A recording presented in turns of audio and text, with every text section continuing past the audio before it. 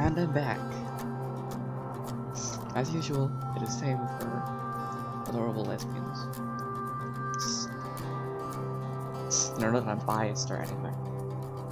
Like, lesbian stuff. Hey, we're midway for this scene. Marina is too distracted by the shake to notice. Her eyes climb up to the tower of extra whipped cream as it twirls to the ceiling, rivaling the thermometer outside. Snap 2, what do you want? Oh! She opens up the big menu and flips through the pages, multiple times back to front, side to side, even upside, repeating the process every time. Before we miss the festival, Mare. I know, but there's just so much to choose from. I have to be picky. You didn't have a problem vacuuming up everything at the buffet. Marina drops the menu. If it were a few pounds heavier, I'm pretty sure it would have dropped to my feet. I'm pretty sure she would have dropped it on my feet. Handing the menu to the waitress, she leans over the table, inches away from my face. She places her order. Her pupils burning with intensity. I'll have the pancake sandwich. Dead serious. The waitress wobbles away, somehow not collapsing, on her way back to the kitchen. I try not to burst out laughing at Marina, but it doesn't work. The cracks are showing. Tilted snorts and spurts of snickering keep leaping out. The king out. Marina's cheeks puff out, getting brighter as I bubble over. Why do you have to tease me about everything, Amber? I break. My laugh echoes across the diner. Again, we're met with glares, but I don't even care. Fine. Maybe I won't share the treasure with you after all. I wave off her empty fret and settle down. I'm sorry. It's just that... Done laughing. I rest my chin on the table and start fumbling with the salt and pepper shakers. That's what Gramps used to order. All the time. Marina has already reverted back to her usual self, watching me pass the salt and pepper back and forth like she wants to join in too. It's so weird. Just 2 huge pancakes with eggs, bacon, and ham smashed in the middle. Things drenched in syrup. To be fair, that does sound really good. That sounds super tasty, though. I chuckle and slay through the pepper. I'm sure you'll love it. Now it's just a salt shaker sliding between my hands. He never eats the eggs. Always just passes them on to me. They're so gross. Just scrambled and cold and sticky. I always tell him no, but the dork just laughs and says he's gonna keep egging me on. Every single time. Marina laughs at the stupid joke. I laugh too. We would just end up bringing it home in a box. And when it went bad, he would just take it out of the fridge and say, "That's all, yokes!" Like it was the most clever freaking thing. She laughs even harder at that one. I think I did too. Get my eyes focused on the shaker, sliding it faster and faster. When we go home, you two really need to get together and meet. The salt shaker trips on my pinky and topples over, spilling a few grains of salt. Marina's tense, but forces a smile anyway. She sighs. We both look down and go silent. I think I'm gonna head back to the RV. I get up and reach into my pocket, placing a bell on the table. Amber? Oh. Welcome, we actually have a here. Senior Twitter, your brother plays drums. Is he single? No, he's also like 15. Yeah, he's 15. I didn't know he's 16 now. Still, not single. Hey, welcome. You're the first person to join me in one of these streams in a while. You have missed quite a lot of plot.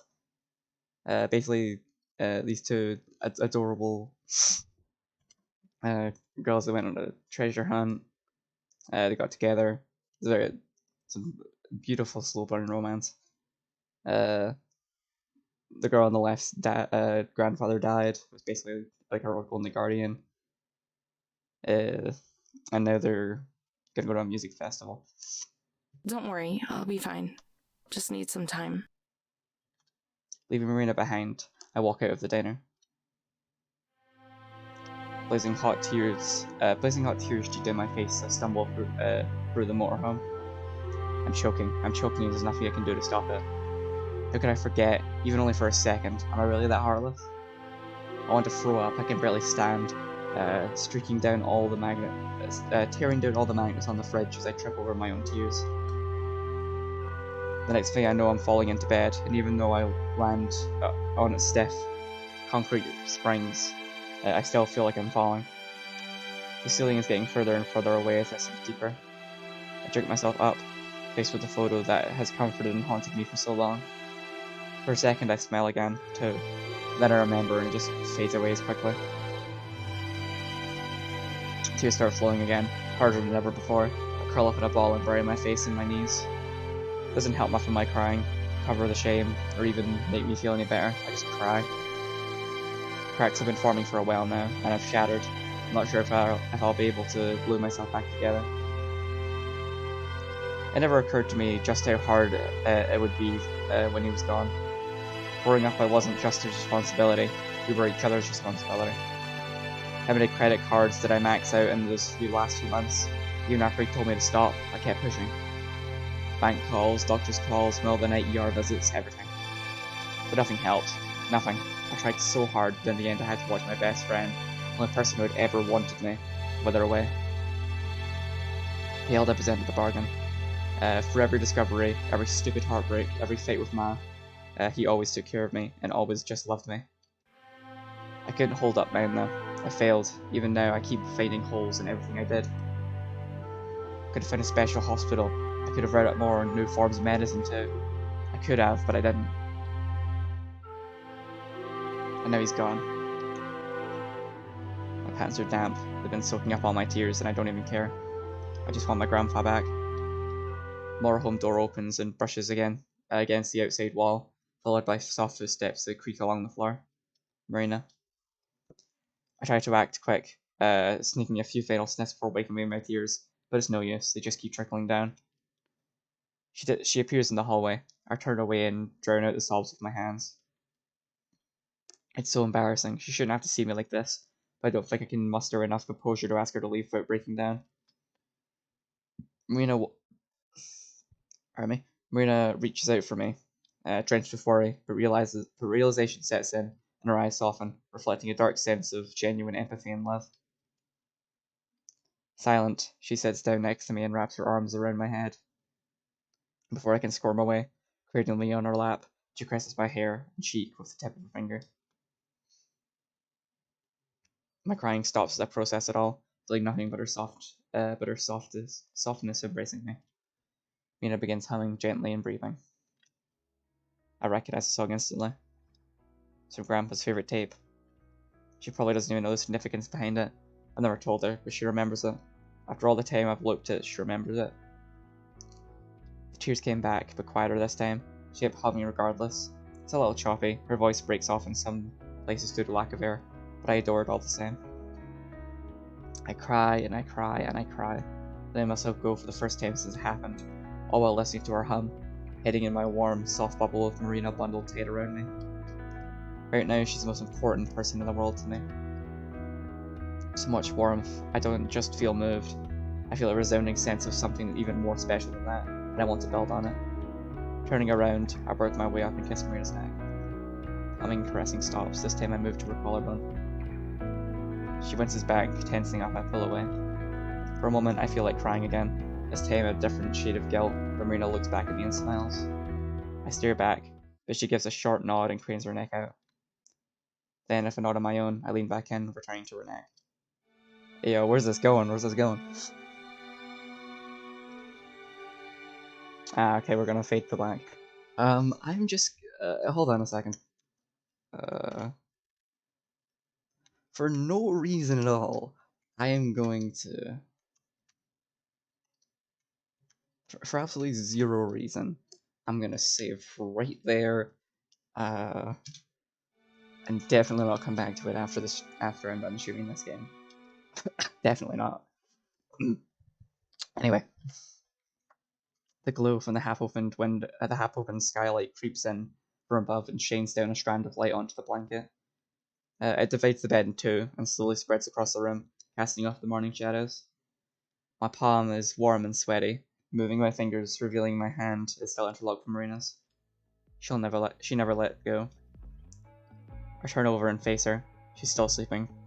curled on her side and laying on her arm, just so she can keep holding my hand. Soft and rhythmic, her breathing brushes against my face. If I could, I'd watch her for hours, try not to wake her, then change my hand, wriggling them until the numbness set in, and pricks away at my sleeping hand. Marina's nose wrinkles, and the steady breathing stops. Swallowing, her eyes flutter open and she smiles. The day's first word slips out of her with a yawn. Morning. Sorry, did I wake you up? She snuggles in closer and takes a deep breath, keeping her deep white eyes on me. You sleep okay?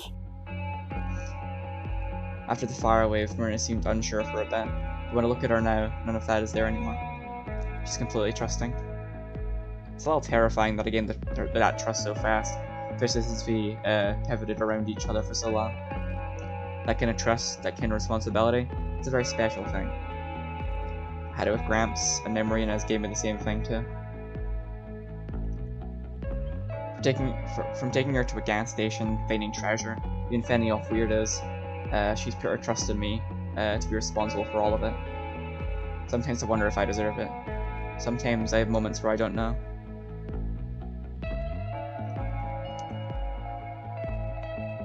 Like when I can't find some lousy treasure, like when I'm not around to help her out of a jam, like when nothing I do can save someone, no matter how hard I try.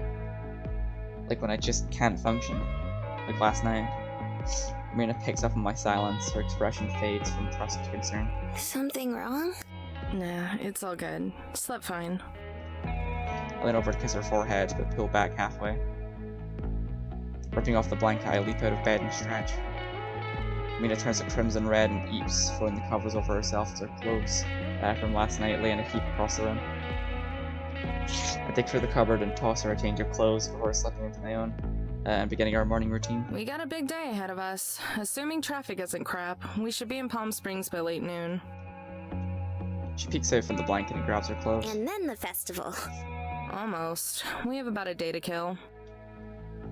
She runs the coffee maker. I run the coffee maker and head to the bathroom to start brushing my teeth. Behind me, Marina is changing into her clothes. I can clearly see her in the mirror, but after last night, I'm not sure if it matters anymore if I accidentally catch a glimpse of her. So, do you know what bands you'd like to see yet? My voice is gargled, muffled by the toothbrush stuffed in the corner of my mouth. Kinda. I have a few ideas. Spit. Most of which are bands me and Gramps liked. We should look at the lineup later. See if there aren't a few bands you might want to check out. Finished changing, she scoots in behind me, directing her eyes to the mirror as she rests her head on my shoulder. It's fine. I'll watch whoever you want to watch, Amber. I watch the mirror as my face goes blank. Marina nuzzles against my cheek, bringing with her an aching burden that presses down on my entire being. Why does she believe in me so much, even when I'm such a wreck? The coffee maker beeps, saving me from being crushed by my own thoughts. I hurt myself away from her. Anyway, get ready. We're gonna hit the road as soon as you're done. I rush to the sink, steam rising out of the cup as my shaky hand pours the coffee, spattering most of it on the counter. Steadying myself doesn't work. My body won't listen. The running coffee splashes on my skin as I wrench it to my mouth. It scalds my tongue and blisters down my throat. The pain sizzles all the way to my stomach. Gasp out a short scream, but quickly muffle it with my hand.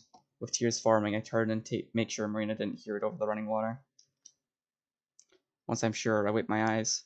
With several sharp breaths, I pour myself another cup. I drag myself to the driver's seat and slam my cup in the holder, then flat my head on the steering wheel. It honks. The handles from the bathroom squeak and the sound of water is reduced to a drip. A few moments later, Marina trots down the motorhome and hops into her seat.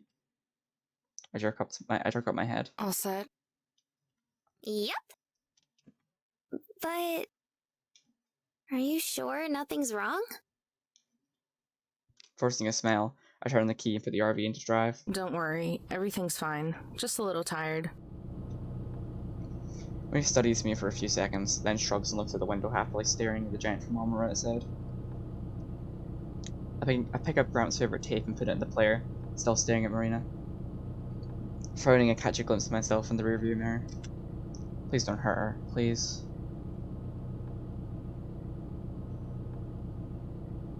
Oh, and it says here that there are giant dinosaur statues just up ahead. Oh, that's great. As you've been saying for the past hour has been zooming right past me. It's not that I don't understand it. I've read that guidebook she's been pointing to about 1,000 times as a kid, but it's all being drowned by the music and my constant thinking. The drive hasn't done much to soothe the budding anxiety inside me. In fact, I'd say it just made it worse. After 4 states worth of desert and endless stretches of road, maddening to see it all get mauled over by overpasses and the slowest, most painful and rigid traffic I've ever seen. With nothing but Gramps' tape to keep me grounded, it's been a battle not to go mental. And then I keep wandering back to Marina, how we're together. What exactly that means, trust, my responsibility. The more I think about it, the more I fit. Oh, wow! Amber, look at how white the sand is. It's just like snow. Her observations haven't been helping either. Whenever I'm about to take a break for convince myself I can think I'm just thinking too hard, he pipes in and suddenly feel like I'm right back where I started in Colorado. This can take solace in the scenery going back to something more familiar as we're getting closer to Palm Springs. Like Marina said, the sand's a lot whiter and looks almost as soft as cotton. It fades into fields of rock and dry plants, trailing into expansive mountain ranges. All this just off the side of the road. This is the kind of desert people wander around and go crazy in. Something I can very much sympathize with. After all, wandering around in the desert and going crazy is how I met Marina. I think that's where the seeds of trust and responsibility were sown. At least I think that's why she trusts me, because I helped her. And it's for the first few weeks that trust was built upon, cultivated to something maybe even greater than that. Marina became important to me, someone I had to protect. Whoa, look at all the windmills. The windmills? I clenched down on the steering wheel. By doing what she did last night, did I betray that sense of greater than trust? She saw me crying, she comforted me. I made a move and... oh god. The realization is like a punch. The realization is like a punch to the gut. I swerve off the side of the road and hurl my guts at it. I used her. I used Marina. Amber, look! She tugged at my sleeve and pointed at the window. Where I can see to the hazy distance an army of windmills line the sand and stretch all the way to the hilltops. Their wings look down in unison, cycling to steady wind. Doesn't snap me out of it, at least for a few seconds. Once the initial novelty wears off, I'm right back to where I've been for hours. I've never seen so many. And I sounded completely blown away, enchanted even. It's cute, but I need to think this through. Really think this through. Hey, do you think we could actually be quiet for a little while? Oh, sure, that's fine. Thanks. She was back to looking out the window, swaying to the music. So pure, innocent. And I took advantage of that. Is that all I've been doing this entire time? Using her to make myself feel better? I don't even want to consider it, but it adds up. I was lonely, didn't have anyone else, saw a cute girl, picked her up, and consistently used her to curb that, all while telling myself I was just helping and protecting her. And then I convinced myself of more, hoping to forget about the most important person in the world to me. Tape clinked to a stop, jolting me back to reality. I checked it and flipped it around, fumbling with the tape as I shoved it back into the player and pressed play.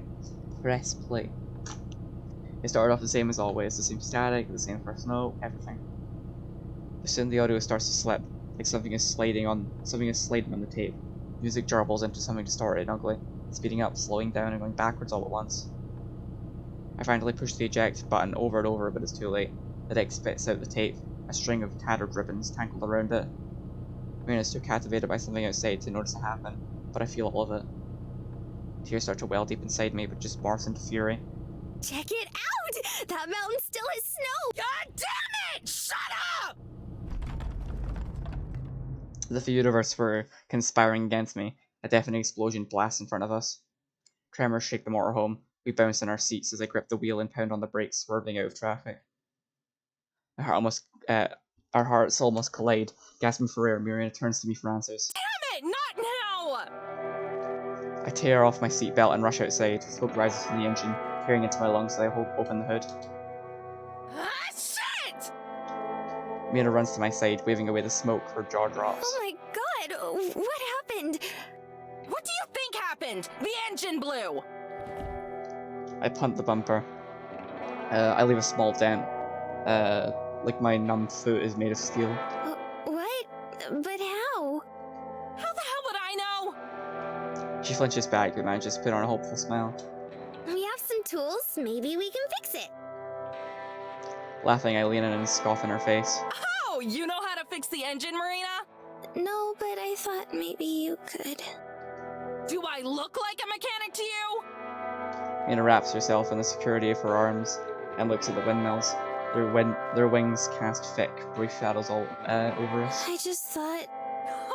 You thought? The last time you thought, you ended up broken down on the side of the road! Jesus Christ, Amber, chill. So maybe it would be better for the both of us if you continue not to think! She can hardly look at me. Her voice lowers to a fragile whisper, crackling as she speaks. I just wanted to help. Unless you can magically pull a phone out of your ass and call a tow truck, then you can't. And even if you could, you would probably just let it get stolen. No response. You want to make yourself useful? Go back into the RV. Marina keeps her eyes to the ground without saying another word. She sinks back to her seat. I sigh and space myself out in front of the motorhome, waving my hands back and forth as cars speed by, ignoring my signal. Even I can't follow my own stupid advice. Yeah, alright. I understand. Thanks. Untangling the cord, I set the phone down and sit on the bed, and sigh into my hands. Hotel seats are surprisingly soft. A hell of a lot softer than the stiff rags I've been sleeping on lately. Downtown Palm Springs, a 5-star hotel. We're lucky they had a vacancy, let alone check to send us light. Of course, a nugget of gold can go a long way in the art of persuasion. Could have sprung for a cheaper hotel, but every place has a no vacancy sign lit up. And well, I guess I wanted to pamper Marina at least one last time. Especially after earlier. Especially for what I'm about to do. Bathroom door creaks open. Marina walks onto the carpet. Her hair still damp and stringy. Noticing me, she stares down, avoiding eye contact. I do the same, letting the silence overtake the room until one of us is forced to say something. How was the shower? It was nice. Got hot really fast. The room goes silent again. Neither of us can look at the other, but we're both stuck, trapped until one of us can get past the awkwardness. Marina is the first to look up. Will the motorhome be okay? Yeah, they said the engine overheated. Should be able to fix it. That's good. First words we've said to each other in hours. Even after I flagged down a car and got someone to call a tow truck for us, we just sat in an unbearable silence the entire ride over. There was a silence that gave me time to reflect about how wrong I was, how wrong I've been, what I really need to do. I'm sorry about yelling at you earlier. I was angry. Yeah, and myself. I shouldn't have taken that out on you. I was being annoying. I should have stopped talking when you asked me to. No, you've never done anything wrong. It was always me. Always. Don't be so dramatic. She throws her arms over her forehead and falls deep into my shoulder. Everyone gets mad sometimes. Don't beat yourself up over it. I shake my head and pull away. It's not about getting mad. It's that I didn't live up to my end of the bargain. Again. Amber? I look at the curtains and sigh. We're not missing anything. Just an ugly view of the parking lot. I just got off the phone. I bought a bus ticket home for you. One way. Huh? The cab should be here 10:30 tomorrow morning to take you to the station. Marina shakes out a stilted laugh. She's not spelling though. You're just teasing me again, right? I ignore her and continue. You can call your parents with the phone. I don't mind paying the extra charge. You're serious? Bug-eyed, Marina freezes, the truth slowly setting in. What about the festival? The treasure? She snaps back, desperate to find some kind of rope to pull me back in. You can keep it. All of it. I don't care. I'll go to the festival, go home, and get a job. I'll just pay everything off that way. Right. How it should have been to begin with, when this trip was all about Gramps and not me. I don't care how long it takes. I owe him and Marina that much. Marina sniffles. The tears are starting to leak out, but she braces herself, trying to remain strong. Then what about us? What about it? Feels like I just ripped my heart in half. For Marina, it looks like her entire world has just been nuked. It makes me want to hug her, to hush her, to tell her over and over that I didn't mean it, that she can always count on me if I can. Why? It doesn't matter. Tell me! I said no! Why not? Because you wouldn't understand. Look, you'll be fine. Just keep your head down and don't talk to anybody. Stop treating me like a fucking child! Angry tears streak down her face. For heavy breathing, she recoils, shocked by her own words. I didn't mean... She steps closer and strokes my cheek, turning my face to hers as I try to hide my watery eyes. Amber, please, don't do this. I love you. Please stop. Don't make this harder. How can I understand if you don't tell me? She barely manages to speak. The tears now in a free fall as she chokes out the words. Let me help. I squeeze my hand into a fist, tripping as I back away to the door. I'm sorry. Amber. Her knees buckle and she crumples to the ground, bawling as she squeezes out another plea. Stop. I'm sorry. I throw open the door and sprint down the hallway, leaving Marina sobbing as I wipe tears away of my own. I'm sorry. God damn it, make me feel things. Motherfucker. The crowd moves on. I don't bother raising my head. Allowing myself to be dragged along wherever they're going. My head is tucked down deep within my pockets, playing around with the cassette and strings of tattered ribbon. The hotel is far in the distance now, lit up against the darkness. Marina probably still up there, crying. I let go of the tape and force myself to keep walking through the clammy meisters attached to shops and bars. It's not my business. It's what's best for her. It hurts. Everything hurts. I keep expecting Marina to come skipping after me and lean on my shoulder so we can explore the town. Or better yet, chew me out and punch me until I feel like I can justify what I've done. But I know that's not going to happen. She's too sweet for that. She's Marina. I don't want anything to ever change that. Me especially. I can't be trusted with something that precious and not screwed up. Not again. A shrieking laughter shatters my trance, hopping around a small building squished between a thrift store and a pawn shop. I pull off to the side and peek in, wanting nothing more than to forget about everything. It's a smaller RV, the entire middle dedicated to 4 mismatched bars set up in a square surrounded by cheesy island decor, and streamers hanging from the ceiling. Under it all, a legion of girls. Tall girls, girly girls, redheads, blondes, brunettes, all crammed inside and chatting each other up as in a festival of free-flowing drinks. Oh. Amber, keep your fucking eyes straight, goddammit. You fucking owe that girl. I get to see myself blush in real time thanks to the window. The rest of the bar probably does too. I must look like an idiot. I don't leave though. Standing at the bar beneath the red and pink party lights is a slim girl with shaggy rainbow dyed hair. She sways on her stool as she laughs with the bartender. The shape of her ass outlined in her pink jeans. Amber, eyes fucking front. I can't buy her a drink, but then again, this is the place for it. Maybe catching a glimpse of me. She turns to the window and gives me a big, bright smile. Images of Marina flash through my head. Images from last night. At first, her holding me and kissing her neck. And the Valley of Fire, finding all the pieces of treasure, helping her on the side of the road. But the images that stick out the most are the quiet times, driving on the highway while Marina sways back and forth to my music. I back away and take off as fast as I can. Am I that disgusting?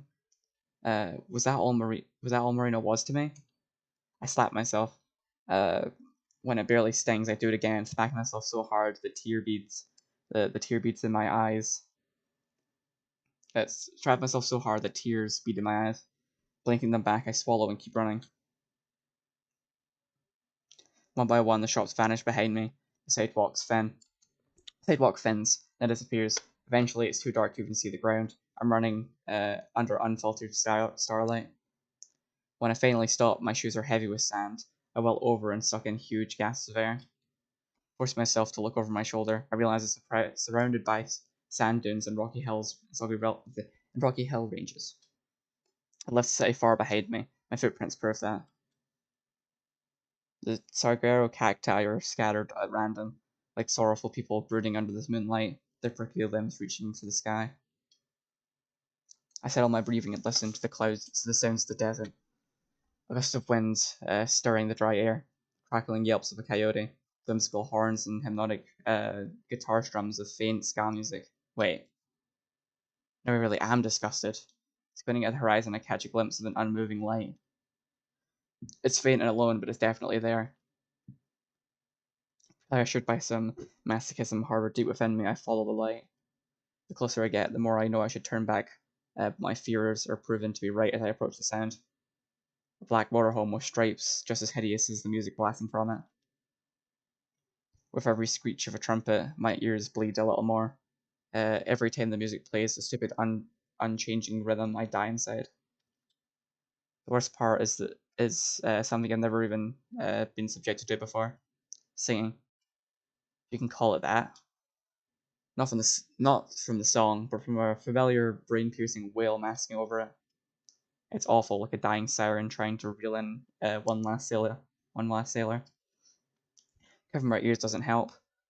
I can only wince in agony as it reaches a high note, probably killing any wildlife in the general area. Someone needs to stop this. I march to the door, wondering why I'm even bothering. After all, after everything she's pulled away, why should I march to the door, wondering why I'm even going to bother. After everything she's pulled, why should I when I can just go back about my life? Then she reaches the chorus. Yeah, that's why. I give the door 3 solid bangs, the singing stops. Ha! I knew you numbskulls couldn't live without me! Marina swings the door open. She's flushed, dangling a glass bottle from her hands, only to be silenced with a single sniff on seeing me. You suck at treasure hunting and singing. Go figure. She slams the door in my face. I knock again. It's delayed, but she reopens the door, her head cautiously peeking halfway out. You've taken everything from me. What else could you possibly want? Your soul. Give me the treasure and you got a deal. I'll throw in the slackers too. That's probably not gonna happen. She leans out the door, nearly stumbling over as she peers from side to side. Where's your better half? I look down. I don't even answer that. Mina growls and limps towards her refrigerator. Come in. As well, no one is waiting for me anymore. And yelling at Mariah is as good a distraction as any. I climb in, my nose is instantly assaulted with the smell of rancid beer. And whiskey. And vodka. But even the traces of skunk. I decide to breathe from my mouth. The couch and cot are both empty. No lackeys to feed into Mariah's delusions in sight. Where are the other two? Head in the depths of her fridge, Marina only snorts. Tess wanted to see some stupid walk of fame, so Joe took her. Palm Springs has a walk of fame? According to the squirt. She leans back out of the fridge. How old are you? 19. Why? Close enough. Drink. With a loose throw that I actually have to dive for, she tosses me a bottle. Written in Spanish, carved into the thick glass just above the label. I try to pronounce it, but it comes out sounding depressingly American. You should be worshipping me. That's the good stuff. I'm ecstatic. I think she's too far gone to notice the flatness in my voice. Even if she did, I doubt she'd care. With something resembling happiness in her face, she giggles half a dozen or so bottles to the couch. You gonna drink all that? Haven't you had enough? Go die. You stole my equipment and my treasure. I'm not letting you steal my 40 ounces to freedom.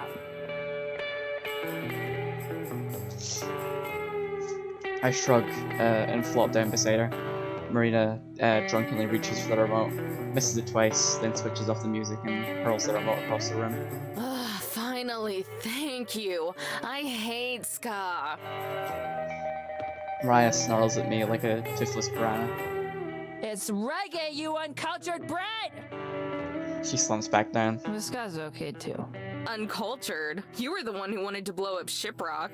It was a suggestion. Suggestion! I don't have nearly enough TNT for that. The fact you even have it is what bothers me. Whatever, at least I know what I listen to is good. I like whatever you're into. Oh, I can assure you, what I listen to is better than ska. Reggae! Jazz fusion, new age, world music, all better than your circus noise. You actually like that hippy-dippy crap? What Volkswagen did you fall out of? The one that hit your mother when she was pregnant with you, apparently. We both click our tongues without looking. She pops my cap with a bottle opener, then hers. Having a half-ass clink of our bottles, we take a swig. The swampy drink chills down my throat, setting my chest on fire. My experience of alcohol is really limited. Gramps didn't keep a lot of booze around, and when he did, it was always mead or wine. I only stuck some out a few times for special days. Gotta say, you're a lot less bearable without the dits holding you on a leash. Shut up! She barely held the flame.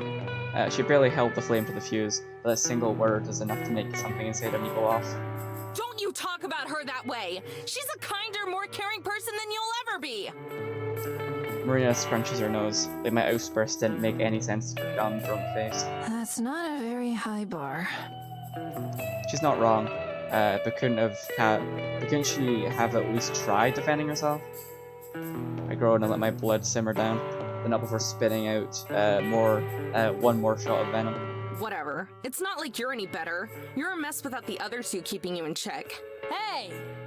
Don't get any ideas. I'm the one keeping them in check. They'd be dead by now if it weren't for me. Sure, Marina. Pinch the bridge of my nose and shake my head with a short laugh. Whether or not I choose to accept that Mariah exists in my reality, she's at least something familiar. Comforting probably isn't the right word for it, but she's someone to talk to. Why are you here anyway? Who even knows? Joel mentioned something about a music orgy thing. Music orgy?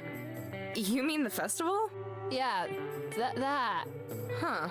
And you went along with it? I guess that makes sense.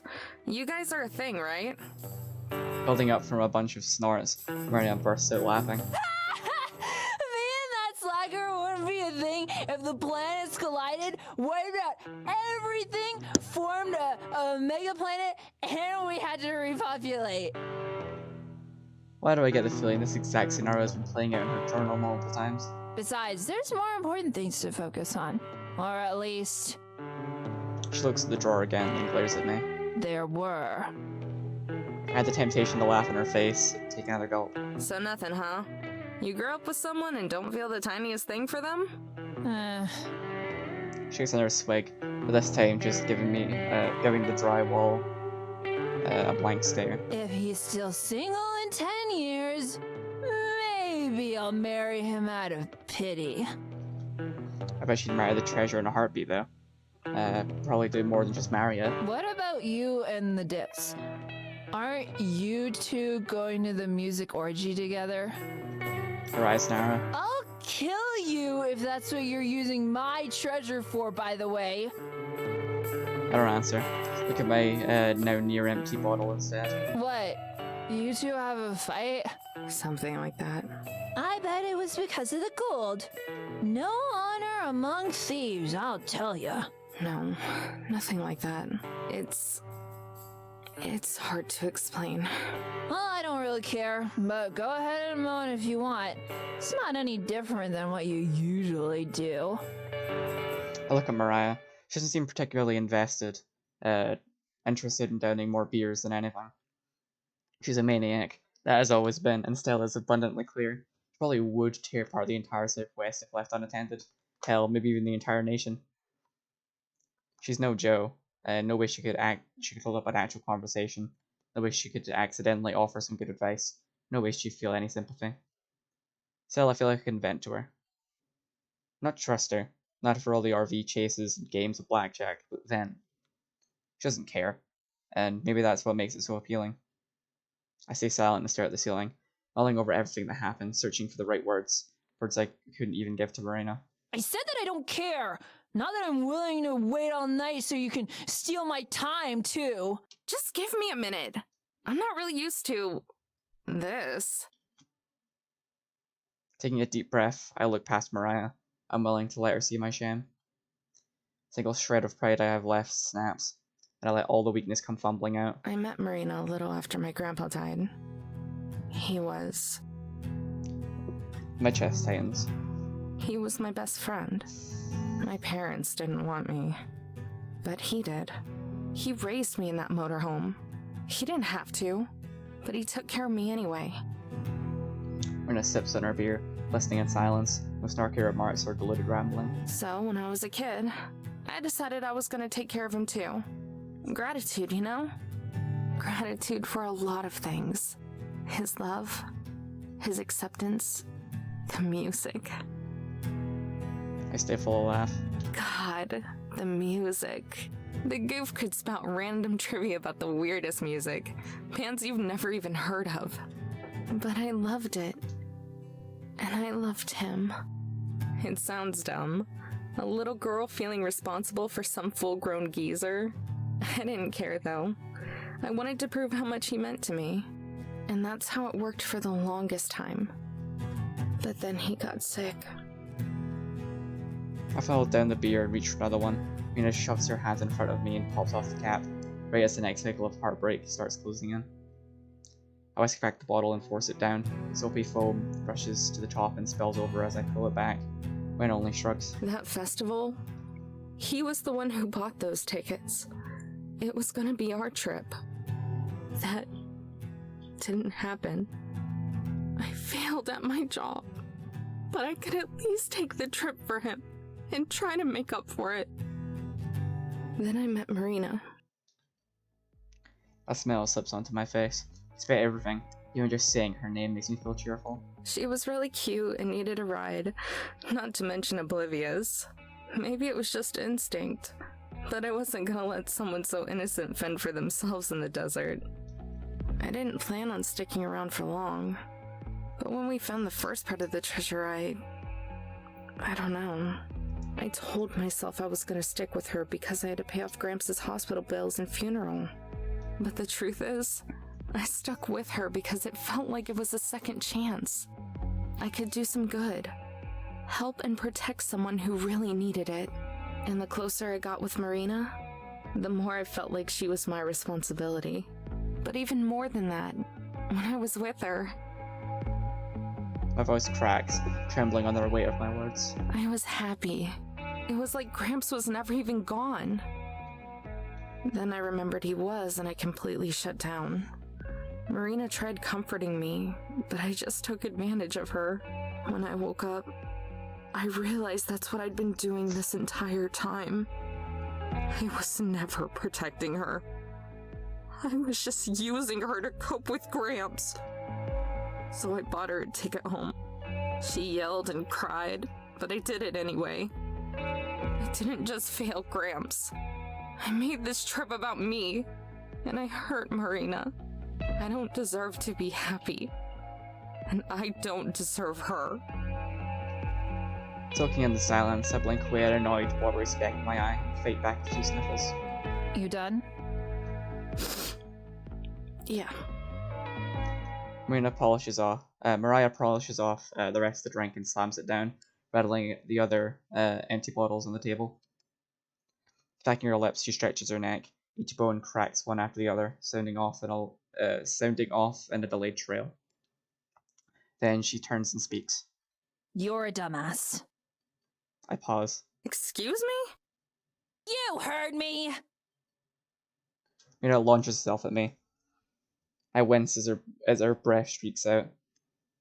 The smell was bad before, but now it's like she rinsed her mouth with whiskey. God, you piss me off! A growl emerges from deep within her throat as she looks at me over. Then, as if acting on simple instinctive desires, she delivers a stiff smack to the back of my head. For a split second, everything is fuzzy white. The infuriating image of a snarling Mariah greets me, so my vision fades back, partnered with an even more infuriating throbbing. Ow! What the hell? Why are you hitting me? I just spilled my guts to your jerk ass! Shut up! I'm talking now! To be fair, Mariah is probably the only person who could give Amber a reality check at this point. Mariah stumbled off the couch, gripping the table for support. Her face has darkened by several shades of red since I got in here. Listen here, thief!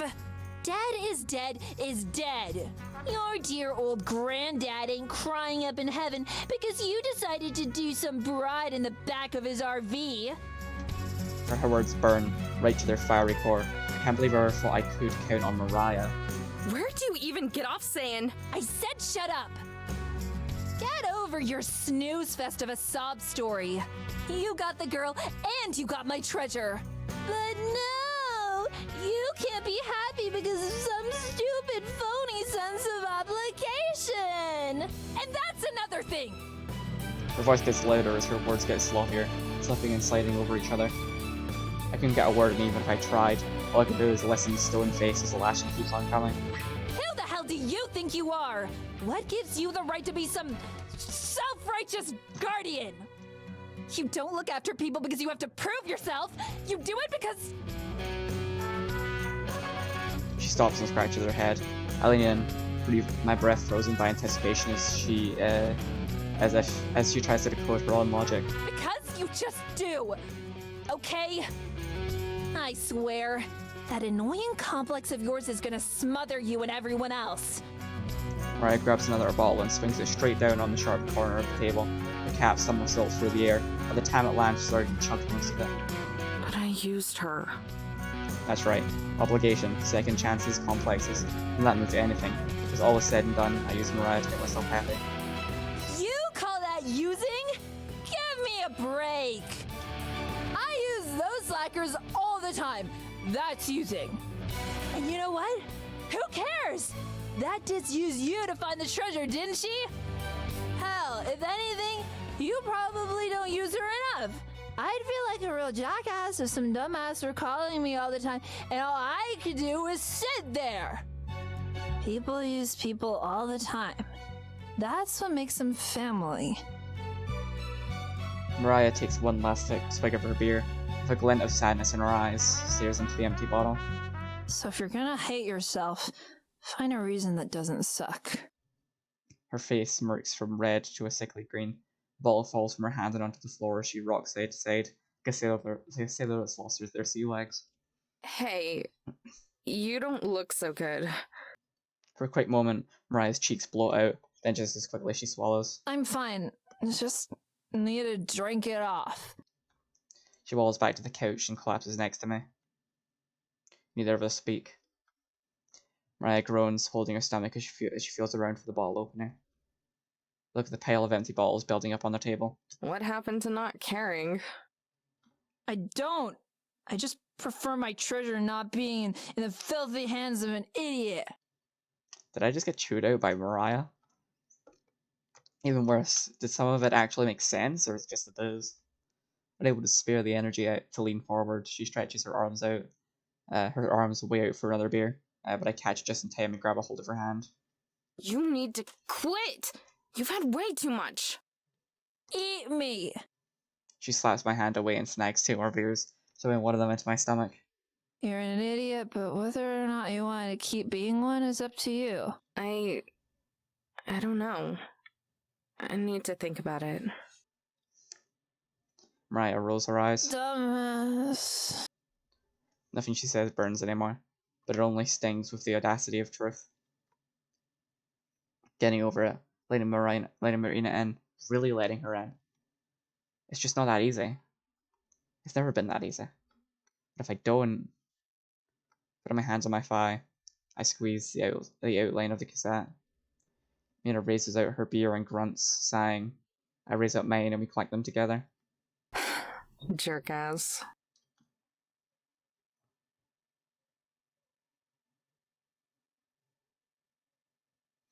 Massaging the drunkenness away, I nurse my head as I pound in rhythm with my heart. Pounds in rhythm with my heartbeat. Table has become a stockpile of empty promises and broken dreams, foundationed beneath even emptier bottles. Mariah's still at my side, slumped over and passed out. She might be a super heavyweight, but I decided to stick around and keep an eye on her. Soon, Joe and Tess will be back, and they can take care of the rest. I watch the slight movements of her chest as she breathes in and out.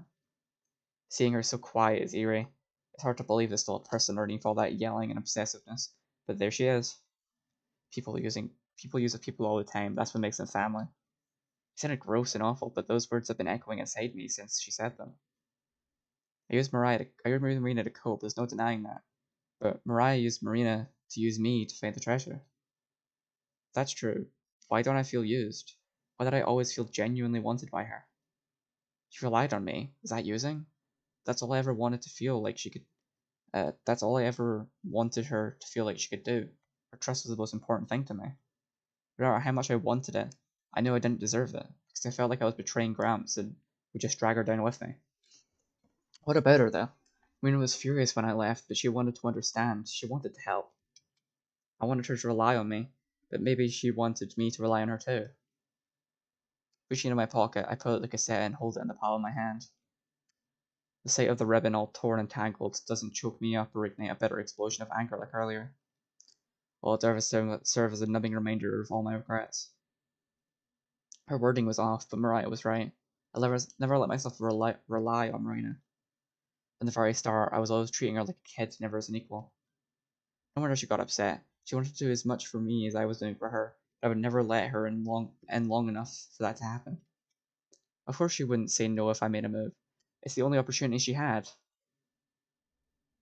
If I go back as I am now, things will never get better. I'm just treating Marina like a kid, never letting her in. And she'll just smile and bear it without, until she explodes like earlier. I know what I have to do, and yet it feels more like a betrayal thing than anything I've done this far. But I don't do it, then I can never. But if I don't do it, then I can never truly hope to do right by Marina.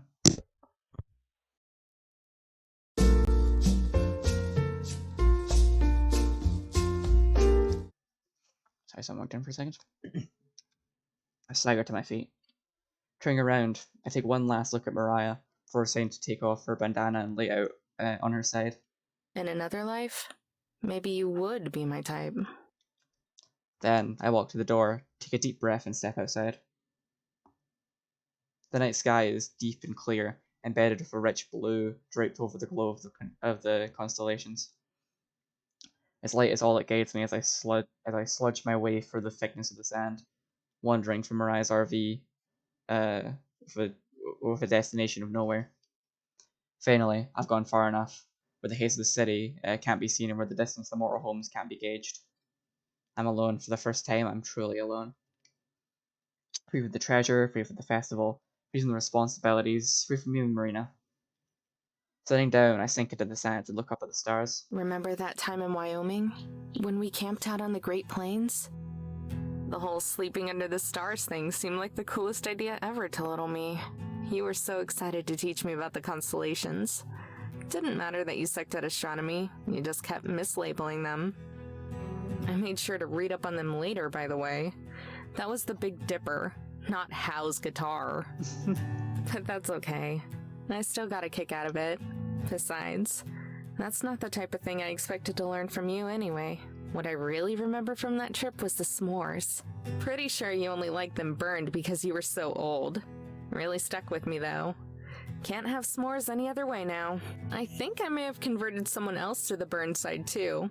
She has a huge sweet tooth, though, so I shouldn't be too surprised. Still, It made me really happy when she said she liked it. I stared down and pet the cassette, feeling my thumbs over its holes, and brown blotches and I stains. think you'd like her a lot. She's a sweetheart. Always cheery and nice, even when she really shouldn't. Don't know how she does it, but she can somehow deal with me and my moods. This is her first time ever leaving home, and it shows. I worry about her a lot. Kinda like how I worried about you. Kinda like how I still do. A tear dripped down onto the cassette. I even noticed it trailed down my cheek or the rest. Maybe I got attached too easily and really did use her. But I don't want to leave. I love her so much. And I want to prove I'm worth loving too. My heart, Jesus Christ. Would you hate me? Would I be letting you down if I decided to be happy instead? I gazed back up at the sky for my blurry vision. The stars don't answer back, they just keep twinkling. I lower my head. The cassette feels like lifeless dead weight in my palm. My breath shakes and the next words slip out in a whimper. I'm sorry. I dig my fingers into the ground, scraping away the sand as sharp grains nudge through between my fingernails. I swallow whole farms. A pile of dirt laying next to it. I can barely stomach looking at the cassette as I lay it into its grave. I glance away as I slide the dirt back over the hole. When I look back, a corner of it still sticks out, only partially buried. I reach out, it reaches out, grasping for me. Cover my eyes and pinch away the tears. It's still there. It will always be there. But now I don't have to acknowledge it. I'm sorry. I'm sorry.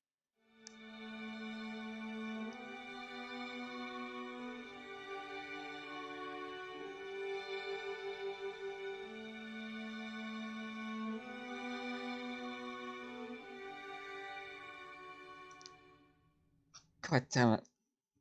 This game's probably the closest I've been to crying in a good year or so now. Jesus Christ. My heart. Ugh. Put yourself together around me. Drenched in sweat, I gasped to life and hacked the sand out of my mouth. Memories from the night before start flooding back as I choked out a lump in my throat. The desert, the tape, the stars. My head snaps to the sky. The sun is already a quarter of a way done with its cycle. Soon, if it already hasn't, the taxi will pick up Marina and I'll never see her again. All because I couldn't let myself trust Marina. Damn it! I slammed my fist down, kicking up a pit full plume of sand. Even if I ran, I'd never make it in time. If only I had the motorhome. Wait, Mariah! there's a chance they still might be camping out nearby. Rubbing the tears from my eyes, I spring to my feet and sprint in the direction of their motorhome, leaving the half-buried cassette neck behind me. Please still be there, please still be there. Sure enough, it's right there, straight where it was last night. I run off and pound on the door, knocking harder and louder until someone answers. Looking up with wide eyes, Tess opens the doors and stares at me. Tess! Is Mariah here? Amber? Joe slinks off the couch and joins Tess at the door. Sheesh, you're a wreck. Everything okay? Quick! The time! Huh? The time! What time is it? He looks at the invisible watch on his wrist, then switches between all the walls before Tess takes around her shorts and hands him a chained pocket watch. 10 o'clock, apparently. He turns to Tess. When did you start carrying this around? Why the hell's it so freaking loud? The bottle comes hurling towards Joe. He ducks at the last second, letting it shatter across the wall. Oh yeah, she smashed the last one. 15 minutes. There's still time. Whoa, slow down a sec. Time for what? I know this is short notice, but I need a ride. A ride? Now? I said shut the hell up! Another ball comes flying towards him. This time Tess hops and snatches it out of the air. Looks across the room, then back to me. Now's probably not the best time. Sis's hangovers are lethal. No! We need to leave now!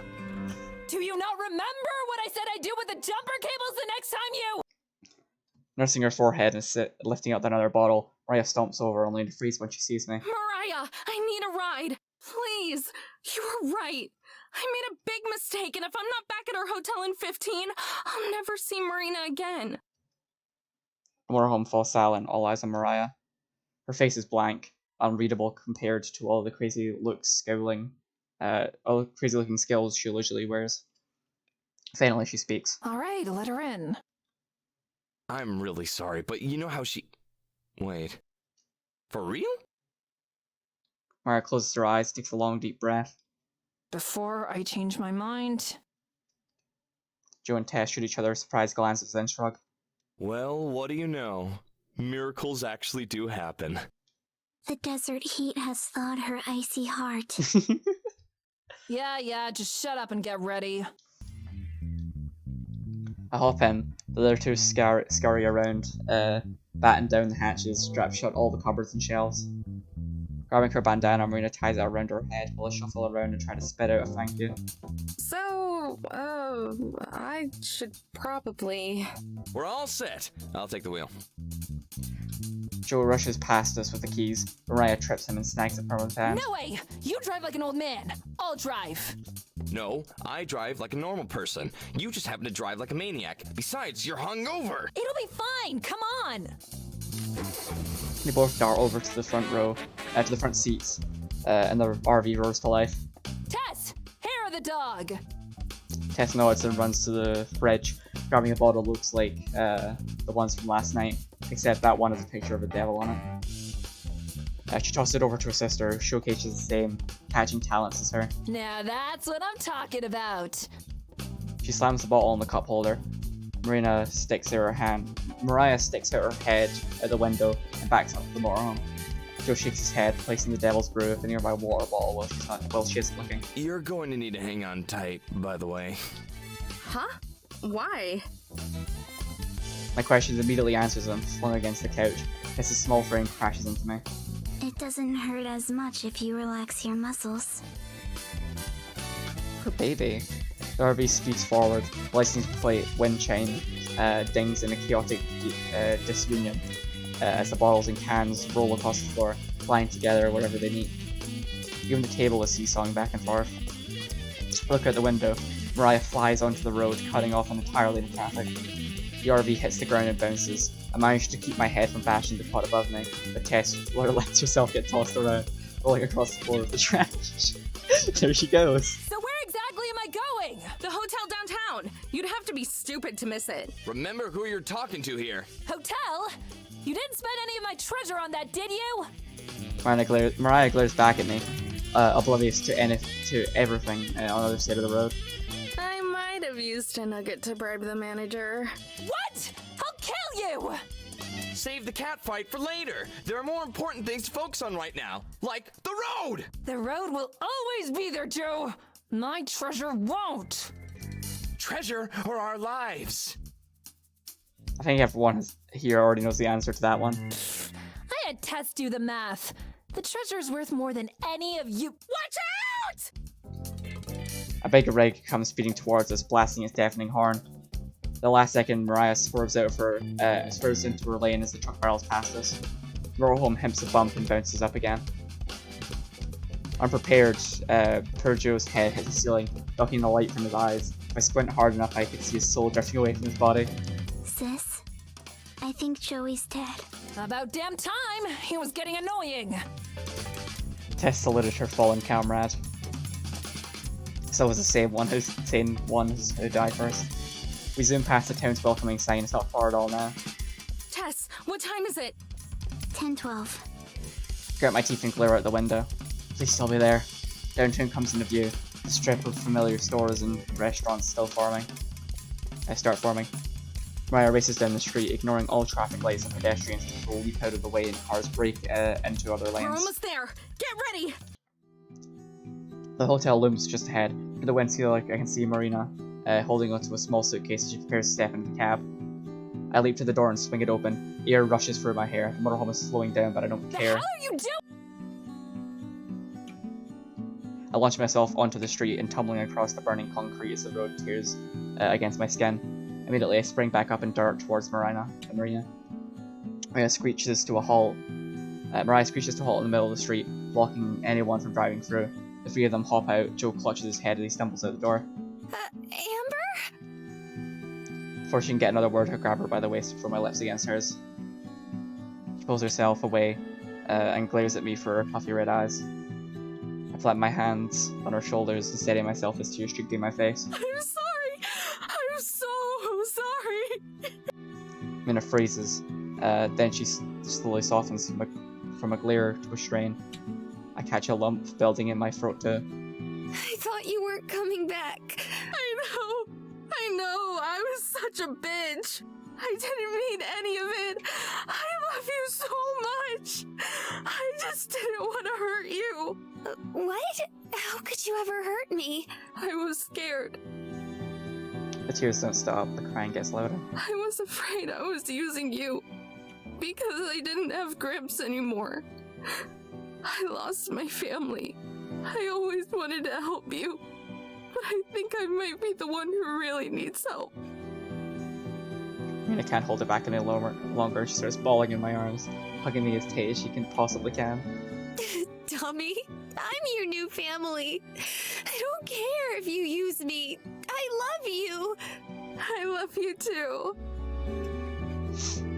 This time we both move in for a kiss. Two blundering idiots trying to prove just how much the other means. I'm not sure if it's her tears I'm tasting or mine, but I can still make out the soft sweetness of her lips regardless. It's funny. The entire time I thought I was the nucleus of it all. That I was the one helping her or using her. But as cheesy as it sounds, I think Marina was always the one, has always been the one helping me from the very beginning. Through the kiss I catch a glimpse of the trio, Joe covering Tessa's eyes. She slips Mariah a bell. Managed to compose herself enough to pull each other away. Marina let go of the other's hand. Rolling her eyes, Mariah unties her bandana and tosses it to me. You both look disgusting. Here. Thanks. I wipe away as many of my tears as I can before passing it to Marina, who blows into it like a trumpet. She sniffs, her red nose and tears still leaking out, then hands the drenched cloth to Marina, who gives it to Joe. He cringes as he dangles it from his fingers. Hi, guys. Hi. Thanks, you three. I mean it. Especially you, Mariah. For a moment, Mariah lowers her guard and almost smirks, then remembers it's not her style. Whatever. That doesn't make us cool or anything. I still despise you. It's true. Yeah, she hates her guts. Wouldn't have it any other way. Marina giggles and I bring her closer, and I suddenly remember something. Oh! Bend over and dig through Marina's suitcase, bring a single golden nugget and pass it to Mariah. Figured yours was getting lonely. Mariah stares at her hand, then the other two gather around her. How about that? You ended up getting the treasure after all, Mariah. It seems bigger than the one we have. The real treasure was the friends that made along the way. Finally, defeated, Mariah looks up and sighs. I guess we can probably pawn it off somewhere. She walks back to her motorhome, waving along the other two. Come on, let's go. Well, see you two ladies down the road. God, I hope not. Tess looks back and forth, then scurries over to Marina and gives her a quick hug around her waist before following the other two. Baby! Bye.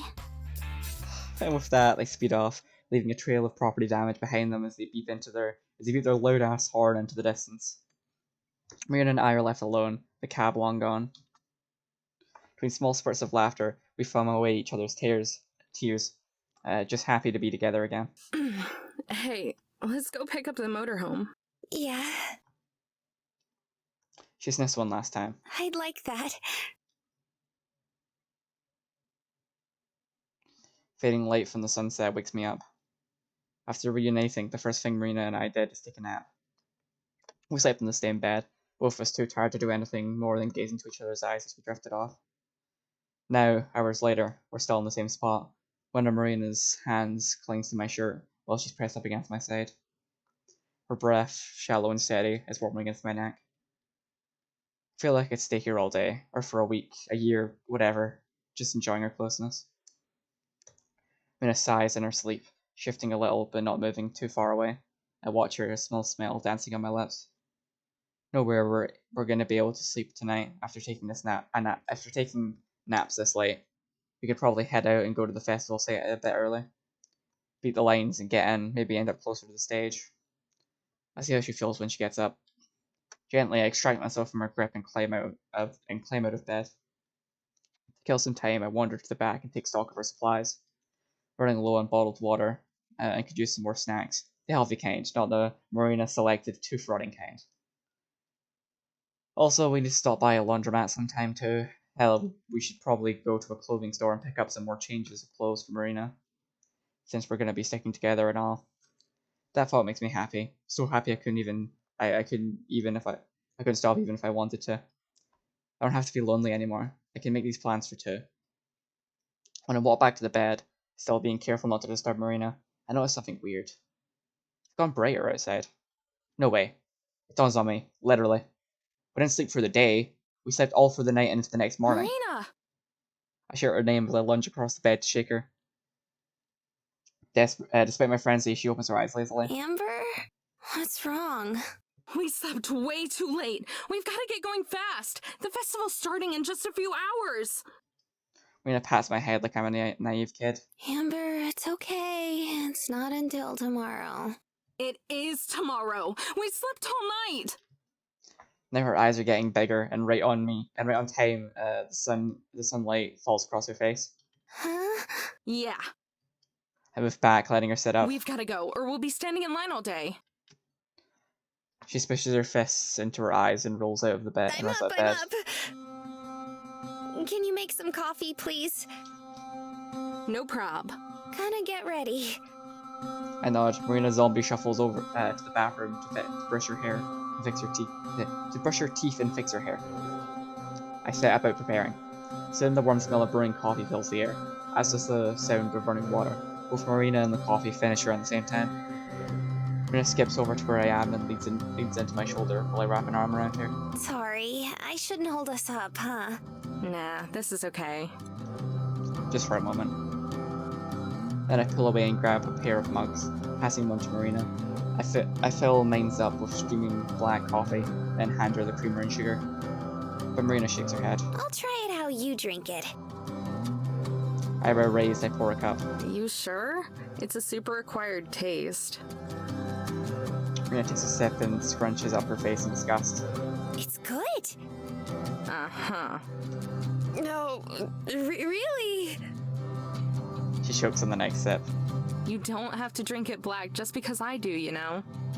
You said it's an acquired taste, though, right? So I want to acquire that taste. Right.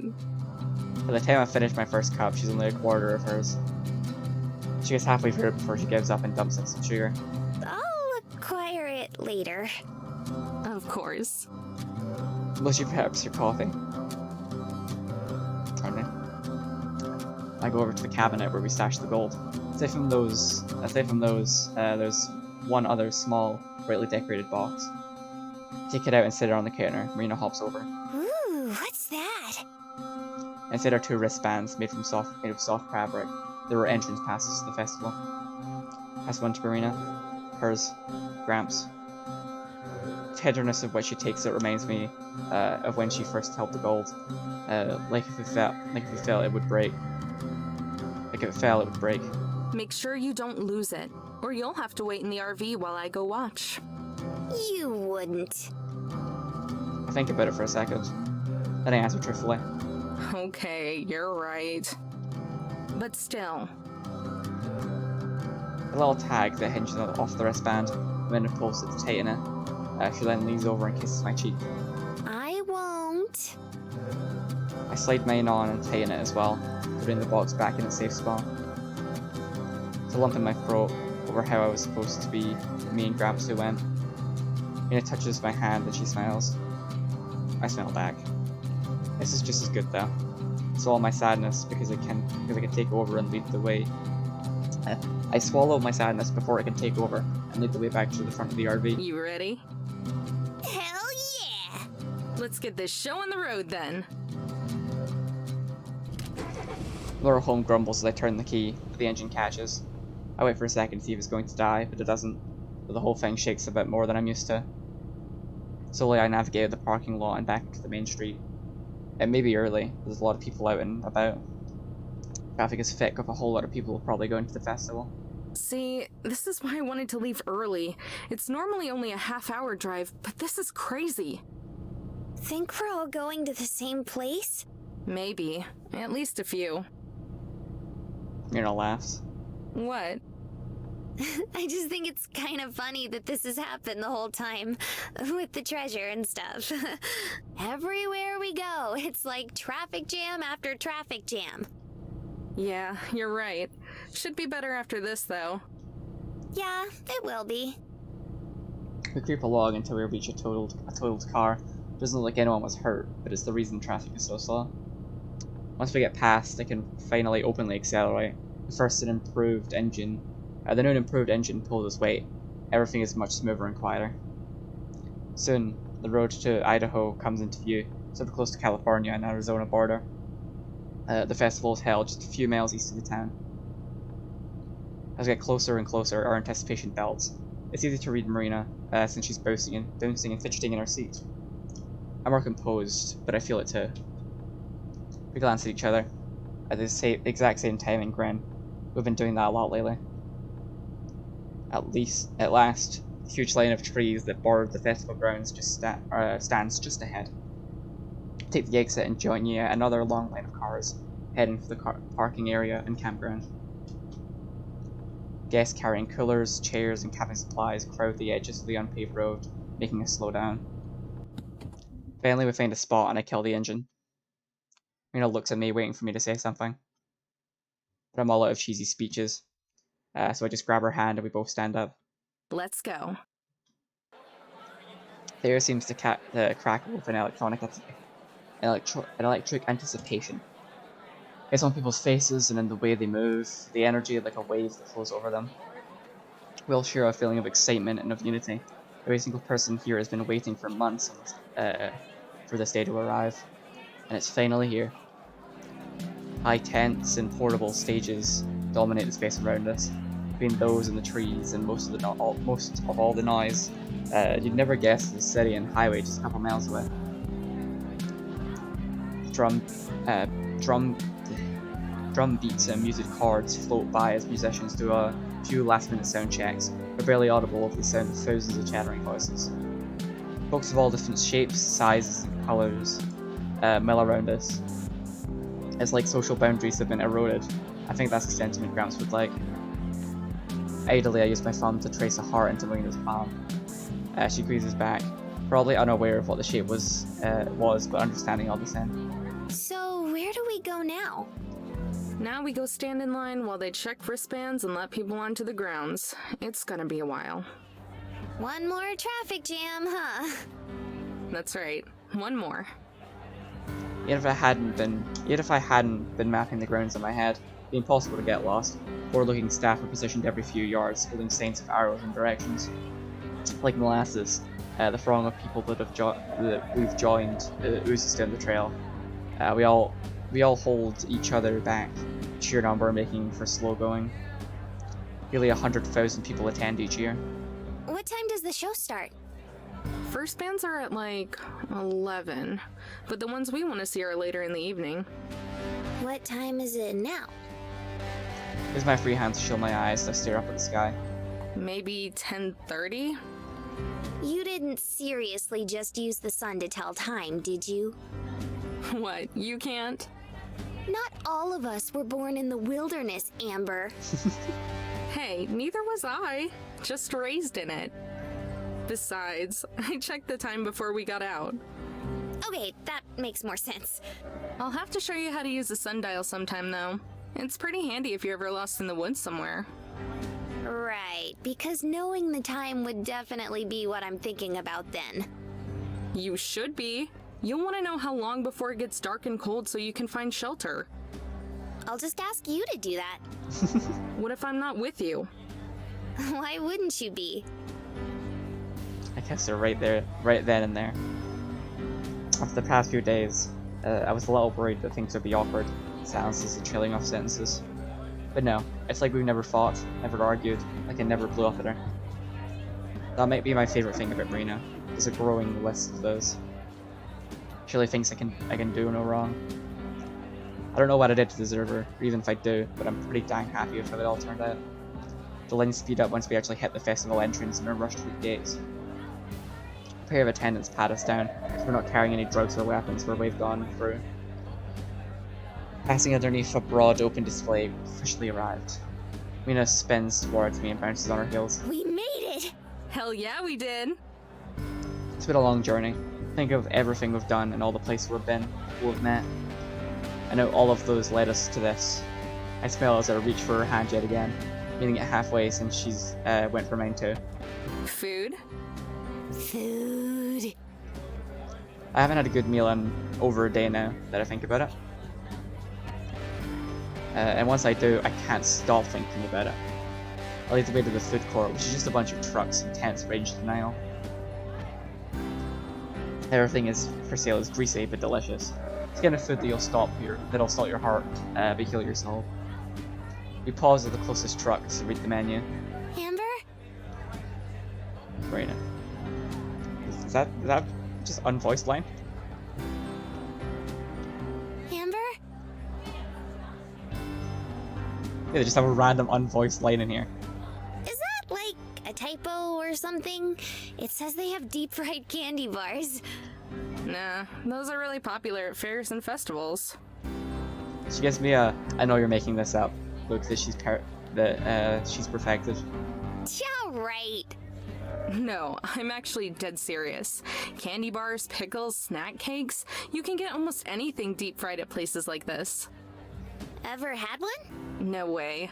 That's too much, even for me. The thought alone makes me kind of queasy. So much grease. Order up. Highlight my point, the guy wearing the fryer pulls out a crispy looking blob. It's impossible to tell what it is because of the batter. After wiping off some of the oil, which doesn't seem to change much, he wraps it in wax paper and hands it to the person waiting by the window. He bites into it with a look of pleasure, though I still can't tell what he's eating. Want something? Vaguely green, Marina shakes her... Pardon me. I really shouldn't have drank an entire Coke before I started playing this game. Vaguely green, Marina shakes her head. Pass. Not much further down the line, we find a regular pizza stand and order a couple slices. We stand a little out of the way while breathing, trying to keep the toppings from sliding onto our rapidly deteriorating plates. When we're done, I drag a napkin across my face. It comes away orange with grease. Missed a spot. She leans over and wipes dry a spot from my upper lip, then kisses it. Wait. Show me where again? This time, she doesn't dab before leaning in to kiss me. I can taste the pizza on her breath, or maybe it's mine. We part again, we're both smiling. You should check the sun. What time is it? I make a show of looking up at the sun, then back down and pretending to think hard. I'd say it's time for us to get a watch. That is literally a joke that my dad makes. His dad probably said it, and it was probably old then. No, just no. Ouch, tough crowd. I'm hurt. Really though, it's probably a little bit past noon. We've still got a long time. Wanna go check out some of the other bands? Yeah, sure. I pull out the schedule that we got by the entrance and passageway. I don't really know any of these groups. Let me know if there's someone you want to see. Marina skims over the list of names before she squeals. Oh my god, yes! Them! I wanna see them! She points out someone who's about to sit up on the stage. Alright, that should be this way. Literally bouncing with excitement, I lead her through the crowds. What kind of music are they? I have to shout now because the music is much louder over here. Marina presses close to me to respond. They're rappers. 2 of them. Their new album got super popular. And like, they're even doing this version of it where all of the instruments are cats. Right. I'm not really into rap, but whatever. It's not like we've got anywhere else to be yet. And I'm pretty sure Marina isn't super into weird old people jam bands. We get to the stage right as the set ends, because there are a lot of people leaving.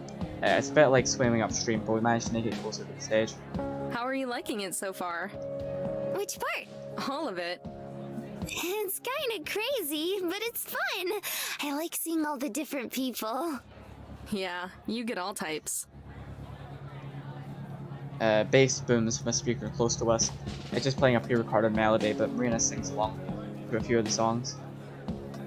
A little while later, the two rappers come out on stage and everyone cheers. I turn around by surprised by how big the crowd's gone. Then I look back at Marina. She's not paying much attention to me, just grinning up at the stage. 40 minutes later, Hero leaves the stage to thunderous applause and cheers. He and I clap with him. They were pretty good. How'd you like it? They were so good. So good. Like, whoa. If I'd known they were playing today, I'd have been even more excited for this. They're one of my favorite bands in the world. Did you just not look at the lineup or something? I guess not. I kinda thought all of the bands would be like what you listen to. I burst out laughing. I don't think they could sell out a festival like that. Not to this many people, at least. But it's fine. I like getting to hear new stuff too. That's how we spend the next few hours, going from stage to stage to watch bands we've never heard of. Sometimes they're gross, Marina likes them, and sometimes they just have a weird name. Around the time the sun starts to go down, we head back to the east stage, where we'll see our last show of the day. Marina's in the lead this time. We've gone between the stages so many times that we have a good feel of how to get around. We find a spot on a little grassy slope and sit down. Are you sure? Won't it be hard to see? Nah, we've got a good view from here. And it seems like it'll be a small crowd. Of course, small still means thousands of people here. Just small compared to some of the other acts. Marina bumps my shoulder. Excited? Bit of an understatement. Up on stage, there are banners and a giant cloth backdrop that hang from a bar, a decorated familiar black logo that I could draw in my sleep. The breeze causes it to shake and sway, like it's as excited as I am. We're pretty severe. Yeah, severe. We're pretty severe outliers when it comes to the average age in this crowd. Those of people in front of us are represented by by a smattering of bald spots and bandanas. I'm about to make a joke of it to Marina when the band comes on stage, and any words are lost in a deafening roar of applause. Beside me, Marina's voice joins the thousands whipping and yelling. Usually I'm way too self-conscious for this sort of thing, but what the hell, I cheer to. With just a wave and not a word of introduction, they launched into their first song. It was the opening track on their second album, out before I was born. They've been playing this one longer than I've been alive. It's a great song though, they're all great songs. The whole set is magical. They go from one song to another without stopping in between. If you don't know the music, you probably think it's all just one super long track. But even though it spans a few decades worth of albums, everything flows seamlessly, like it was meant to be heard this way. At some point I close my eyes, though I don't notice myself doing it. I'm lost, but in a good way, with Marina beside me, gently swaying. There's not a single sad thought in my head. For 40 minutes, everything in the world seems right. I marvel at the odds. My life could turn around entirely in such a short amount of time. Countless cups of coffee and gas station snack packs, 2 boxes of gold, 5 states, 3 weeks of dusty desert road. That's what it took to get us here. All that in one faulty fuel gauge. I open my eyes and look at Marina. To my surprise, she looks right back at me. She scoots over a bit closer and leans against me, her head on my shoulder. I put my head on hers, and together we rock in time to the music. And then it stops, everyone cheers again. And the front man holds up a finger. It's the first break they've been in the whole set. One more song. Then he plays those guitar strums I'd come to know so well. Then when I was both dreading and looking forward to the most. It's the most familiar intro in the world to me, and of course, it's their swan song. Gramps and Maya's favourite. I can feel Marina's worried gaze, wondering like always if I'm about to break down and cry. This time I meet hers and smile as I press my lip against hers. I'm with the girl I love. Seeing my favourite band live as they perform my favourite song, what's not to smile about? Somewhere I hope that Gramps is smiling too. If there's an afterlife, I hope they get free tickets to the festival. A single bitter tear streaks out my eye, blowing down my face and onto our lips. Picture Gramps here beside me, not replacing Marina, with us. I know he would have liked her. As the song comes to an end, I mouth just one word. Goodbye. And then it's over. I feel something change, not a physical motion, but an emotional one. Something new, something deep inside of me feels right. The band bows, people are screaming their affections. It's over. We saw them, they performed, it's over. Beside me, Marina shifts to look to me with a coy look on her face. Amber, Yeah? I think I know what I want to do with the treasure now. We both lean in, for once knowing exactly what the other's thinking. I think I do too. So where to next? Oh my Lord, Jesus Christ. Oh fuck.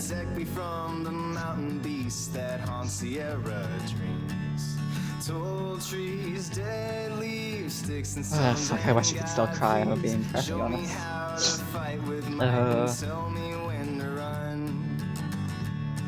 Oh my heart. Strangers, dangers, lightsaber rangers. Smile when I step in line, don't mind when I'm gone. Run down. Oh, that's good, man. I was not expecting a whole lot in this game. Jesus Christ, it's so good. Oh. Yeah. I'm not sure, but I don't think I'm gonna stream tomorrow. I'm not sure if I'm gonna stream next. Let's just take a minute and drinking this ending credits sequence.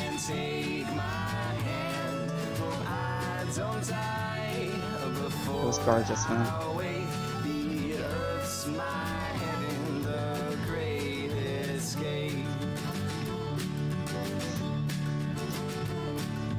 Concrete main street, city folk and novelty.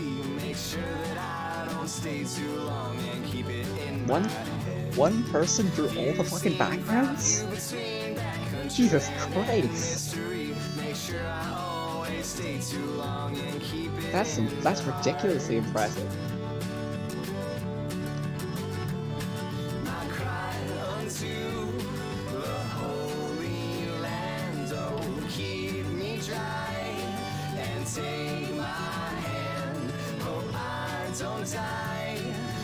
Oh God, man.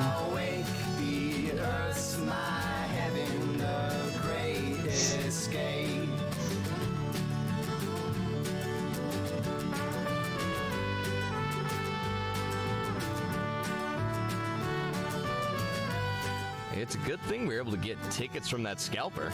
I was almost worried. All that glitters is not gold. Except the gold. The gold always glitters.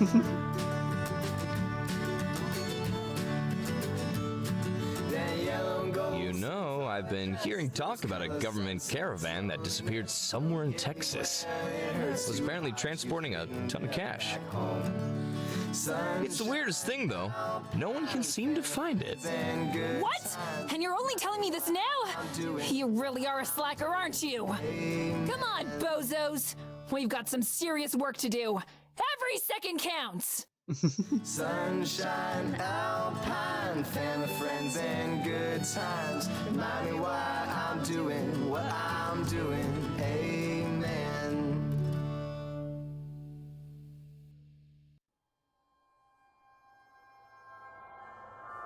God.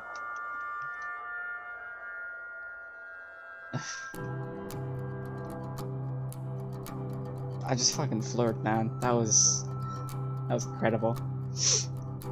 Oh, my heart.